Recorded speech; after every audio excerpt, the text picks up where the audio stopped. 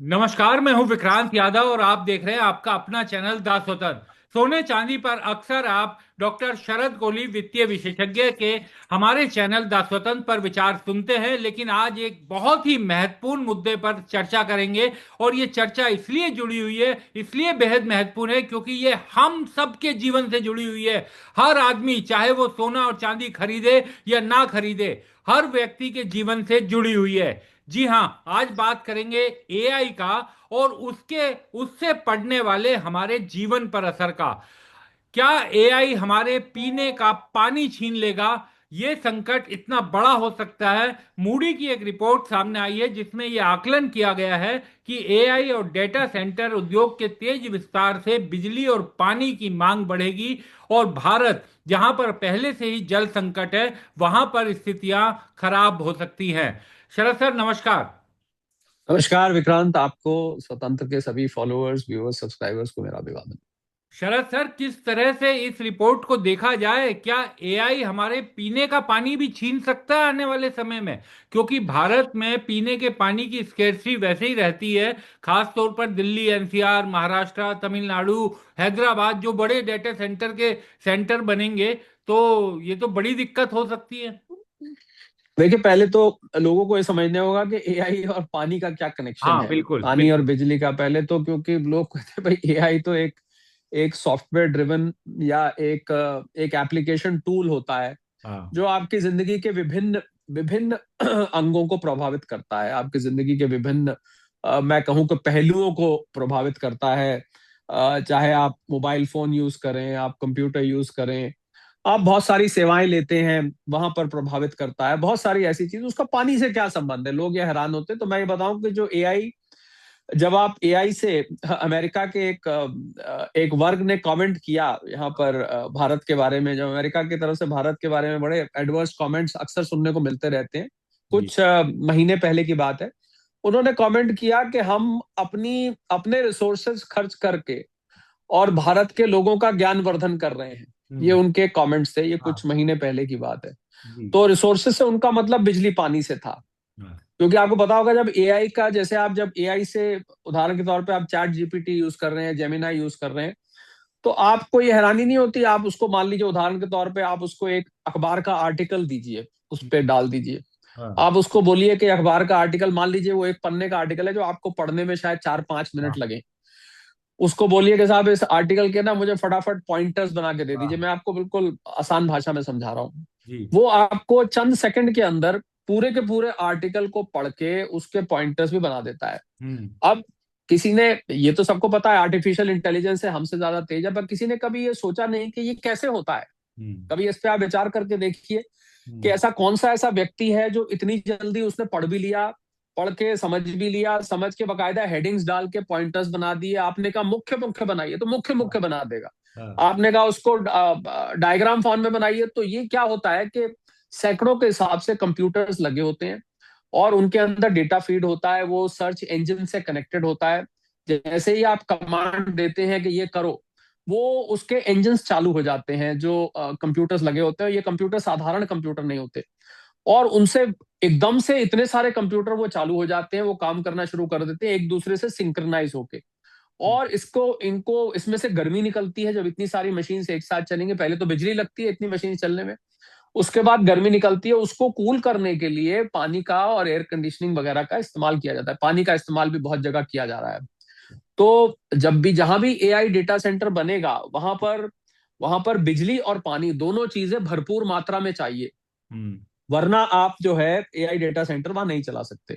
हम्म। अब जैसे जैसे एआई का प्रचलन बढ़ रहा है, जैसे जैसे डेटा सेंटर्स खुल रहे हैं, खासकर भारत जैसी जगह में, जहां पर डेटा सेंटर्स खुल रहे हैं, वहां पर आप देखेंगे कि आपको आपको पानी और बिजली, ये पहले देखना पड़ रहा है। जो भी निवेशक निवेश कर रहा है उसको ये पहले देखना पड़ रहा है हाँ। कि क्या यहाँ पर पानी और बिजली पर्याप्त है कि नहीं। अब आपको मैं उदाहरण देता हूँ, बंबई में आपको पता होगा जो रेजर्वॉयर्स हैं, हम्म। वो सारे के सारे खाली हुए जा रहे हैं, क्योंकि मानसून, आज आज हम 43% शॉर्टेज पे बैठे हुए हैं। आज यानी कि 23 जून, हम दोपहर के 1:15 बात कर रहे हैं। करीब 43% मानसून की शॉर्टेज है। अभी एल नीनो इम्पैक्ट आना बाकी है, हाँ। जो आ रहा है धीरे धीरे।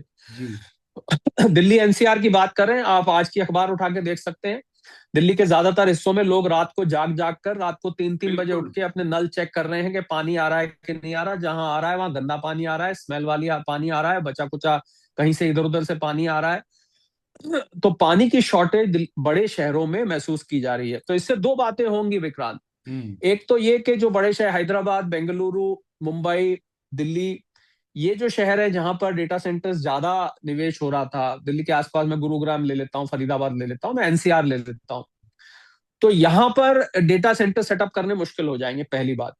दूसरी बात इससे ये होगी कि जो टीयर 3 सिटीज हैं, टीयर 2 जहां पर पानी बिजली की दिक्कत नहीं है, हालांकि टीयर 3 सिटीज में बिजली की दिक्कत है। हम्म। अगर आप बड़े शहरों से बाहर जाएं तो आपको दिन में 2-3 घंटे आज भी लाइट कट होती है। जब बड़े शहरों के लोग जाते हैं उनको आजकल अजीब लगता है, यार अब तो लाइट नहीं जाती, पर शायद वो भूल गए कि आपके शहर में नहीं जाती, पर छोटे शहरों में आज भी लाइट जाती है, गाँव में आज भी लाइट जाती है, शॉर्टेज है। बिल्कुल बिल्कुल। तो या तो बिजली की शॉर्टेज है या पानी की शॉर्टेज है या दोनों की शॉर्टेज है। तो जैसे जैसे एआई का प्रचलन बढ़ेगा, अनटिल एंड अनलेस के इस पे सरकारों ने, राज्य सरकारों ने और केंद्र सरकार ने ध्यान नहीं दिया कि कैसे इसके लिए संसाधन, रिसोर्सेज जुटाए जाएंगे, तो ये बहुत ही कठिन काम हो जाएगा। मुझे लगता है एआई का विस्तार करना भारत जैसे देश में। और हम पहले ही एआई के मामले में करीब 2-2.5 साल पीछे चल रहे हैं। आपको मैंने पहले भी जिक्र बिल्कुल। किया था, हम एआई में यहाँ काम हो रहा है पर हम पीछे हैं। जो अमेरिका में काम हो चुका है, शायद जापान में काम हो रहा है वो, और ताइवान वगैरह जैसी जगह में जो काम हो रहा है, भारत में हम 1-2 साल पीछे हैं। और इसमें आयरॉनिकल बात यह है कि वहां जाके भी भारतीयों ने ही ज्यादातर एआई पे काम किया है, उसके पीछे भारतीय दिमाग ज्यादा है, पर हमारा देश उसमें थोड़ा सा पीछे चल रहा है। तो 2 साल एआई के मामले में वैसे बहुत लंबा पीरियड माना जाता है, मैं आपको ये भी बता दूं, 2 साल सुनने में 2 साल लगते हैं, पर एआई के मामले में बहुत लंबा पीरियड है। बिल्कुल बहुत बड़ी समस्या का सामना करना पड़ता है। इस पे जहां तक मेरी जानकारी है विक्रांत, कुछ रिसर्च चल रही है। हम्म। आपको याद होगा 1980 के दशक में जी। जब कंप्यूटर्स आए थे भारत में, हाँ। जब सिस्टम्स आए थे भारत में पहली बार, हाँ। कंप्यूटर भारत में आए थे, तब भी ये अंदेशा जताया जा रहा था कि भाई ये नौकरियां छीन लेगा वगैरह। खैर वो तो चलिए अलग चीज है। हाँ। वो कंप्यूटर मैंने देखा हुआ है। हाँ। वो कंप्यूटर जब चलता था इतनी गर्मी पैदा करता था कि आप उस कमरे में बिना एयर कंडीशनिंग के बैठ नहीं सकते थे। आज आप कंप्यूटर को बिना एसी के चला सकते हैं, हाँ। ठीक है, बिल्कुल। पंखा चल रहा हो काफी है। पर उस जमाने में कंप्यूटर इतनी ज्यादा हीट फेंकता था और उसमें से इतनी आवाज आती थी पंखे चलने की, ऐसा लगता था अंदर कई सारे एग्जॉस्ट काम कर रहे हैं और वो बाहर गर्म हवा फेंक रहा है। आप उसके आसपास भी जाते थे तो इतना बड़ा वो पूरा पूरा मशीन होती थी, बहुत बड़ी। हम्म। आज तो हम लैपटॉप और छोटे छोटे पीसीज तक सिमट आए हैं। पर मुझे लगता है जो जो विक्रांत, आप, ये तो रही चिंता की बात, अब तसल्ली की बात बताता हूँ, क्योंकि चिंता की बात बता के तसल्ली की बात, कि जैसे जैसे इसमें रिसर्च आगे चलेगी हाँ। तो ये जो हीट जनरेशन है, पावर कंजम्पशन है, ये वैसे वैसे कम आएगी। ठीक उसी तरह जिस प्रकार इनिशियल कंप्यूटर्स में शुरू में हीट जनरेशन बहुत ज्यादा होती थी, फिर धीरे धीरे करके आज हम यहाँ तक आ गए, कंप्यूटर कमरे में चल रहा हो तो आपको मालूम नहीं पड़ता। तो मुझे लग रहा है जैसे जैसे हम आगे बढ़ेंगे, पर हाँ फिलहाल के लिए बहुत बड़ी समस्या है। और मुझे लग रहा है कि जो डेटा सेंटर में इन्वेस्टमेंट, जैसे गूगल ने, माइक्रोसॉफ्ट ने भारत में इन्वेस्टमेंट कमिट किया है पीछे, आपको पता होगा, जी। उनको अब ऐसे स्थान ढूंढने पड़ेंगे जहां पर बिजली और पानी पर्याप्त मात्रा में हो। वरना अगर इन्होंने शहरों में लगा दिए जहां पर ऑलरेडी, मुंबई और दिल्ली जैसे शहरों में लगाए जहां ऑलरेडी पानी की शॉर्टेज है, हम्म। तो वहां पर मुझे लग रहा है या तो इनको परमिशन नहीं मिलेगी, परमिशन मिल गई तो इनके लिए समस्या खड़ी हो जाएगी। सर एक चीज और जानना चाहूंगा आपसे, क्योंकि हमारे देश में सर अक्सर जो है डेवलपमेंट और एनवायरनमेंट, इन दोनों को एक दूसरे का परस्पर विरोधी बता दिया जाता है और एक दूसरे की नुकसान करके ये आगे बढ़ते हैं, जबकि दोनों को साथ साथ आगे बढ़ना चाहिए। ये कई बार देखा गया है कि पर्यावरण अगर विकास हुआ तो एनवायरनमेंट का नुकसान हो गया, एनवायरनमेंट बचाया तो डेवलपमेंट वहां पर नहीं हो पाया, साथ साथ नहीं चल पाते। तो क्या एआई के मामले में भी ऐसी एक बड़ी आशंका जन्म ले रही है कि हमारे एनवायरनमेंट को, हमारे भूजल को, हमारे जो नेचुरल रिसोर्सेज है उनको बड़े नुकसान की भी आशंका है अगर इसमें ज्यादा ध्यान से नहीं चले तो? देखिए, जब डेवलपमेंट प्लान्ड नहीं होती है विक्रांत, हम्म। तो फिर ऐसी समस्याएं आती हैं। जब आप डेवलप करते हैं तो अगर आप प्लान्ड वे में डेवलप करते हैं, आप उन खतरों को, उन साइड इफेक्ट्स को आप डिस्काउंट करके चलते हैं, तो फिर दिक्कत नहीं आती है। हम्म। अगर कोई डेवलपमेंट अनप्लान्ड वे में बिल्कुल बेतहाशा तरीके से करी जाएगी तो फिर तो दिक्कत सामने आनी ही आनी है। बिल्कुल ये समस्या आती है। जैसे अभी मैं, आप, सबसे बढ़िया इसका उदाहरण सेमीकंडक्टर चिप्स का, आपको शायद पता होगा कि सेमीकंडक्टर चिप्स में भी पानी बहुत बड़ी मात्रा में प्रयोग होता है। इसकी मैन्युफैक्चरिंग आज देश में करीब 6 सेमीकॉन मैन्युफैक्चरिंग प्लांट्स पे काम चल रहा है, आपकी जानकारी में होगा। 6 पे काम चल रहा है अलग अलग पे, और प्रधानमंत्री जी ने व्यक्तिगत तौर पे इस पे इंटरेस्ट लेके ही हैज एंश्योर्ड कि ये सेमीकंडक्टर में भारत अपना वर्चस्व जमाए। तो उन उन और पर्यावरण से भी बहुत दिक्कत है, क्योंकि सेमीकॉन बनाने में, इनको फैब कहते हैं, इनको बनाने में जो एफ्लुएंट ट्रीटमेंट होता है, जो वेस्ट निकलता है विक्रांत, उस वेस्ट को हैंडल करना एक बहुत बड़ी प्रॉब्लम है। हाँ। वो पर्यावरण के दृष्टि से खतरा है। हाँ। तो मुझे लगता है जहां पर ये डेवलपमेंट होगा वहां पर इन चीजों का ध्यान रखा जाएगा। पर हाँ, अगर आपका सवाल विस्तृत तौर पे है कि पूरे भारत में अगर हम डेटा सेंटर्स की बात करें, तो वहां पर समस्या बिल्कुल आएगी, क्योंकि भारत में हर जगह आपको पानी और बिजली की जो अवेलेबिलिटी है वो एक जैसी नहीं है। और इसीलिए मैंने कहा, माइक्रोसॉफ्ट, गूगल जो एआई डेटा सेंटर्स में जिन्होंने हमारे यहाँ इन्वेस्टमेंट्स कमिट कर दी है, वो जगह को छांटने में उनको बहुत मशक्कत करनी पड़ेगी, बहुत मेहनत करनी पड़ेगी। और वहां की राज्य सरकारों से उनको, क्योंकि राज्य सरकार का सब्जेक्ट होता है हाँ, बिजली भी बिल्कुल।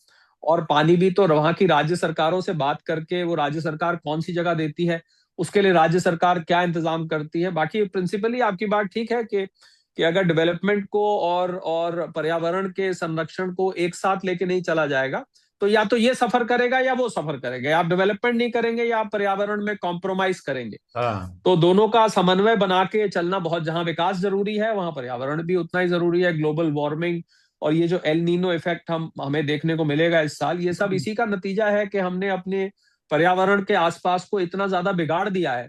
तो विकास और पर्यावरण संरक्षण, मुझे लगता है एक बैलेंस बना के चलने की जरूरत है, और जिम्मेवारी राज्य सरकारों की ज्यादा बनती है, क्योंकि ये प्रोजेक्ट सारे राज्यों में आएंगे जी। बिल्कुल। एक और मुद्दे पर सर आज बात करना चाहता हूँ, स्पेस स्पेस आईपीओ को लेकर, जिसको बड़ी बड़ी बातें की गई थी, दुनिया का सबसे बड़ा आईपीओ, ट्रिलियनर और बड़ी चीजें कही गई। अब उसमें जो जिस तरीके की गिरावट देखी गई है 25-27% की, उसे कैसे देखा जाए और क्या समझा जाए उससे?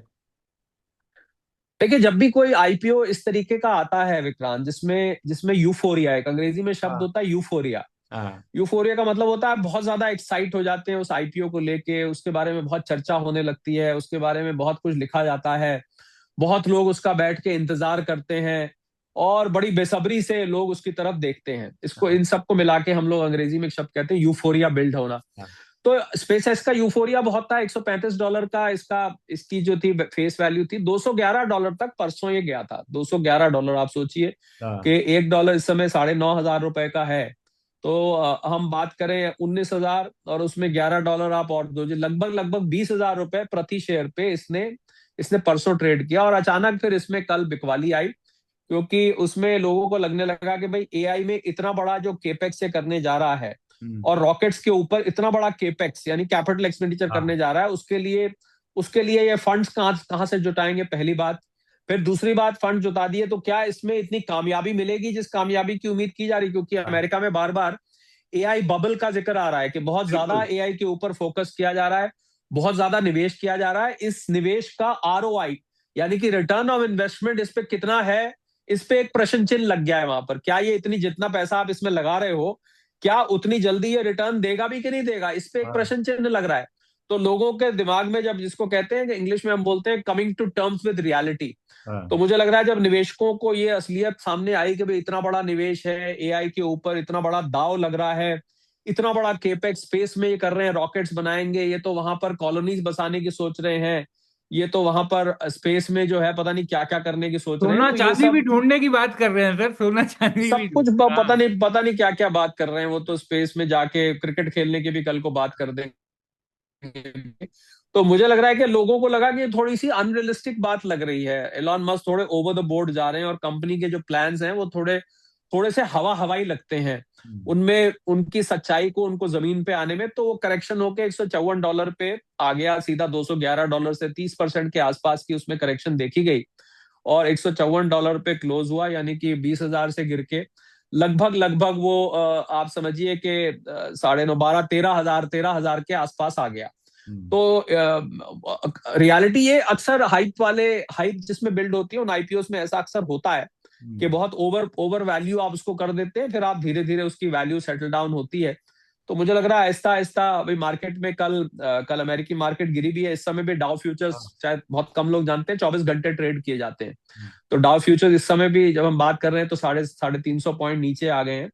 तो एक करेक्टिव एक्शन है। दूसरा वहां पर क्योंकि डॉलर इंडेक्स बहुत ऊपर चली गई है, 101 तक पहुंच गई डॉलर इंडेक्स। ये जो फेड की अनाउंसमेंट है, इसको लेके इतनी ज्यादा वहां पर हलचल मच गई है कि डॉलर इंडेक्स वहां 101, सोचिए आपके 101 डॉलर इंडेक्स का मतलब है कि आप ये मान के चल रहे हैं कि डॉलर की तो वहां पर बिल्कुल ही बल्ले बल्ले होने वाली है और सारी करेंसीज बेकार हो जाएंगी डॉलर के सामने।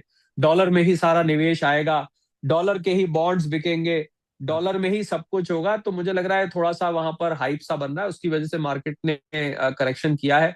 पर आपको जैसे मैंने कल बताया था कि दोनों जो महंगाई के कारण है वो थोड़े से अमेरिका में सबसाइड हो चुके हैं, टैरिफ भी और अपना क्रूड ऑयल भी दोनों ठंडे हो चुके हैं। मुझे नहीं लग रहा कि डोनाल्ड ट्रंप इस टाइम अफोर्ड कर सकते हैं महंगाई ज्यादा दिन तक चलाना।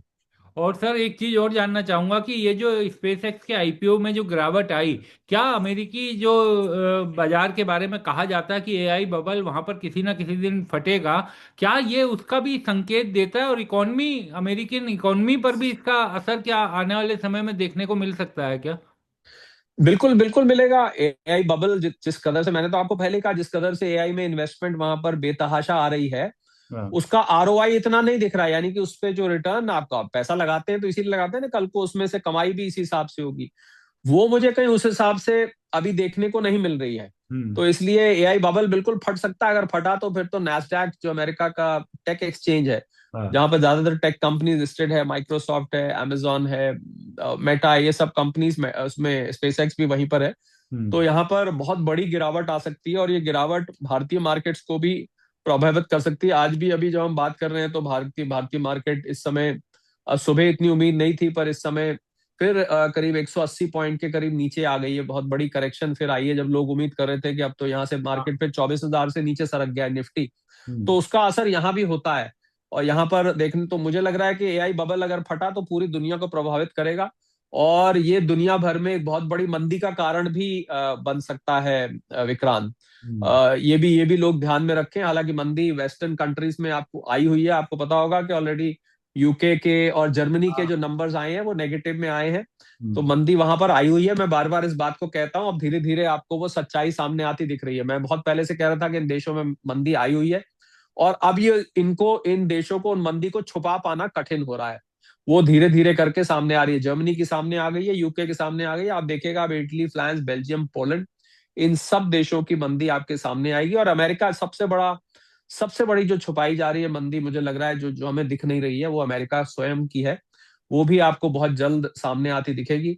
इलेक्शन है, कुछ भी हो सकता है। अमेरिका के ऊपर नजर बना के रखिए, ये मैं आज एक बड़ी बात बोल रहा हूं।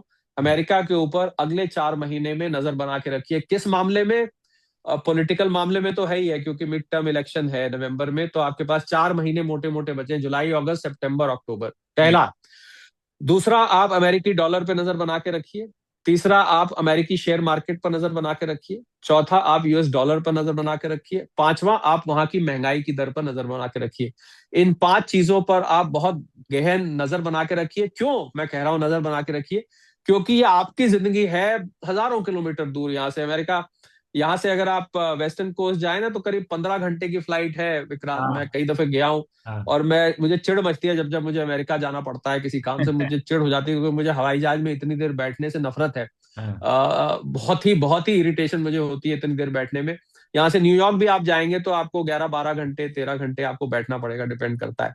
तो इतनी दूर हमसे है, पर आपकी जिंदगी को प्रभावित कर रही है। क्यों हाँ। प्रभावित करेगी? आपके निवेश को प्रभावित करेगी शेयर मार्केट में, आपके सोने चांदी के निवेश को प्रभावित करेगी। और भारतीय ट्रेड को, जो यहाँ से सामान की आवाजाही होती है, हालांकि आज और कल भारत और अमेरिका के बीच में बातचीत चल रही है। वहां के जेमिसन हाँ। ग्रेयर जो हैं वो यहाँ आए हुए हैं और पीयूष गोयल जी की बातचीत चल रही है। ऐसी उम्मीद की जा रही है कि कुछ एक एग्रीमेंट जो कि 20 बार डिस्कस हो चुका है। कल मेरे से किसी चैनल ने पूछा, मैंने कहा यार कितनी बार एक ही बार बताऊंगा, पिछले 1.5 साल में हाँ। ये बातचीत चल रही है। वो आए हुए हैं, हम गए हुए हैं, वो आए हुए हैं, हम गए हुए हैं, लगातार चले जा रहा है, अनटीन नंबर ऑफ टाइम्स। हम्म। मैंने कहा जब हो जाएगा ना, इंग्लिश में कहावत होती है, taste of the pudding is in eating it. ठीक हाँ। है, खा के देखेंगे तब देखेंगे, बार बार उसके बारे में चर्चा करते रहो, ऐसी खीर जो जुबान पे कभी नहीं पहुंची। एनीवे, तो ये 4 महीने तक आपके सभी फॉलोअर्स, व्यूअर्स, सब्सक्राइबर्स को मैं सलाह दूंगा, जो भी हमें सुन रहे हैं, अमेरिका पर नजर गड़ा के रखिए। आपकी जिंदगी को कहीं ना कहीं वहां पर होने वाली घटनाएं या हाँ। दुर्घटनाएं या अच्छी घटनाएं आपको प्रभावित करेंगी। हाँ। सर, एक चलते चलते आखिरी सवाल और छोटा सा कमेंट आपका चाहूंगा कि इस युद्ध को लेकर के सर जितना दुनिया पूरी परेशान थी, पूरी दुनिया पर बड़ा आर्थिक असर भी पड़ा, लेकिन हर आदमी अगर मैं अपने देश के संदर्भ में पूछूं तो हर निवेशक ये सोच रहा था कि युद्ध रुके तो शेयर मार्केट में थोड़ी रौनक लौटे, युद्ध रुके तो गोल्ड सिल्वर में थोड़ा रौनक लौटे। तो युद्ध का असर रुकने का, उस तरीके का जो तात्कालिक एक असर दिखना चाहिए था पॉजिटिविटी का, वो भी नहीं दिखा है इस बार। तो जनता ये जानना चाहती है कि वो भी दिखने में कितना समय लगेगा। देखिए, युद्ध रुकने का असर आपको इसलिए नहीं दिखा क्योंकि युद्ध ने जो नुकसान किया था, हाँ। वो नुकसान युद्ध, मैंने आपको पहले कहा था, जब युद्ध रुकता है तो उसके बाद युद्ध में जाके देखते हैं पुराने युद्ध होते थे, क्या खोया क्या पाया। हाँ। तो जो खोया है दुनिया ने, वो बहुत कुछ खोया है। और कच्चे तेल की कीमत अभी भी भले ही $78 आ गई है, हाँ। 77-78 डॉलर, पर जब 70 से नीचे आएगी, पहली बात तो तब मैं मानूंगा कि वो अपने नॉर्मल उस पर आई, पहली बात। दूसरी बात कि युद्ध ने जो महंगाई बढ़ा दी, हम्म। वो महंगाई, आपको मैंने कई दफे बताया कि उस महंगाई को आप एक बटन दबा के रिवर्स नहीं कर सकते हैं। हम्म। उस महंगाई को रिवर्स होने में, विक्रांत, कम से कम 3 महीने लगेंगे। जो माल फैक्ट्री में बन चुका है, सबके बारे में मैं बात कर चुका हूं। हम्म। दूसरी बात। तीसरी बात, युद्ध रुकना, राष्ट्रपति ट्रंप के होते हुए आपको लगता है कि युद्ध रुकने पे लोग विश्वास कर रहे हैं? हाँ, क्योंकि वो कुछ भी भी यहां विश्वास। से कुछ भी कुछ, वो जो इसको हम फ्रेजाइल ट्रूस कहते हैं, जो बहुत ही नाजुक परिस्थिति है, हाँ। उसमें अभी लोगों को पूरी तरह से यकीन आने में वक्त लगेगा। दूसरी बात। तीसरी बात कि जो मंदी यूरोप और अमेरिका में आ चुकी है, उस मंदी का क्या करें? हम्म। वो मंदी तो युद्ध से आई, या युद्ध से पहले भी जब इन्होंने टैरिफ का शुरू किया, वो तो तभी आनी शुरू हो गई थी जब से दुनिया भर का ट्रेड डिस्टर्ब हुआ। वो हाँ। मंदी तभी शुरू हो गई थी आनी। मैंने दिसंबर 2025 में बोल दिया था, युद्ध तो 28 फरवरी से छुड़ा है। हाँ। तो मुझे लग रहा है कि ये टैरिफ का असर, इसका असर, जब निर्णय लिए जाते हैं ना, तो उनका बहुत दूरगामी असर होता है। और फिर उसको ठीक होने में, आप ऐसा नहीं हो सकता कि एक युद्ध, आज युद्ध रुका, कल से सब ओके। कुछ नॉर्मल हो गया। ऐसे होता नहीं है अर्थव्यवस्था में हम्म। और आर्थिक मामलों में, वित्तीय मामलों में ऐसे नहीं होता है। बहुत समय, बिगाड़ने में ज्यादा समय नहीं लगता, परंतु सुधारने में, विक्रांत, बहुत समय लग जाता है। हाँ। बिगड़ तो बहुत जल्दी जाता है। तो हाँ। इसलिए मुझे लगता है लोगों को सब्र रखना पड़ेगा। और साथ में ये भी कहना चाहूंगा कि मुझे ये आने वाले 3-4 महीने, हम्म। मुझे ये मतलब आप कहें कि बहुत ज्यादा कुछ बहुत अच्छे की तरफ बदल जाएगा, निराशावादी मैं साउंड नहीं करना चाहता, पर मुझे लग रहा है युद्ध पॉइंट ऑफ व्यू से ये महीने बहुत अच्छे मुझे नहीं नजर आ रहे हैं। मुझे लग रहा है कि अभी भी मामला बहुत फ्रेजाइल है जियो पॉलिटिक्स पे। रशिया यूक्रेन पे नजर बना के रखिए। हम्म। रशिया यूक्रेन का युद्ध और घमासान हो चुका है। अब यूक्रेन ने यूरोप से लिए हुए हथियारों से रशिया के ऊपर हमला करना शुरू कर दिया है। और हम्म। उसने बैलिस्टिक मिसाइल दागनी शुरू करी है रशिया के ऊपर और उनकी ऑयल फैसिलिटीज के ऊपर। इस बात को लेकर रशिया भड़क गया है। हैरान मत होइएगा अगर रशिया कल को न्यूक्लियर वेपन यूज करने पर आमादा हो गया, तो हम्म। फिर ऐसे में क्या होगा आप सोच सकते हैं। तो ये जो 4 महीने, अभी तो मैंने आपको अमेरिका में नजर रखने को कहा कि अमेरिका के हाँ। इलेक्शन क्योंकि नवंबर में है, तो 4 महीने पर आप मिडिल ईस्ट पर भी, जो मध्य पूर्व का हिस्सा है, ये जो सारे देश हैं जिनमें ये सारे नुकसान हुए हैं, उन पर भी नजर बना के रखिएगा। खाली खाली युद्ध रुका है विक्रांत। हाँ। आपकी बात का मैं हाँ। अगर एक लाइन में दूं, खाली युद्ध रुका है। उससे होने वाले जो नुकसान है, वो अभी भी, जैसे ऐसे समझिए पंखा चलाते हैं ना रूम में, हाँ। तो आप स्विच ऑफ कर देते हैं, तो क्या होता है, पंखा क्या एकदम रुक जाता है? एकदम नहीं हाँ, रुकता है, वो थोड़ी देर कुछ तक। कुछ सेकंड, हाँ। कुछ सेंट। तो सिर्फ युद्ध का स्विच ऑफ हुआ है, परंतु वो पंखा अभी भी चल रहा है। तो जब तक पंखा पूरा है, और कई बार तो पंखा जैसे रुकने से पहले आप फिर ऑन कर देते हैं, हम्म। तो कुछ ऐसा ना हो जाए, मुझे तो डर है पंखा रुकने से पहले कहीं फिर से कोई स्विच ऑन ना कर दे। तो इसलिए इसलिए जो है, आपको ये अभी इतना यहाँ पर बदलाव नहीं दिख रहा। कंपनीज के शेयर मार्केट बनती है विक्रांत, कंपनीज हाँ। बनती हैं, कंपनीज के प्राइस चलते हैं अपने प्रॉफिट से, टॉप लाइन बॉटम लाइन से।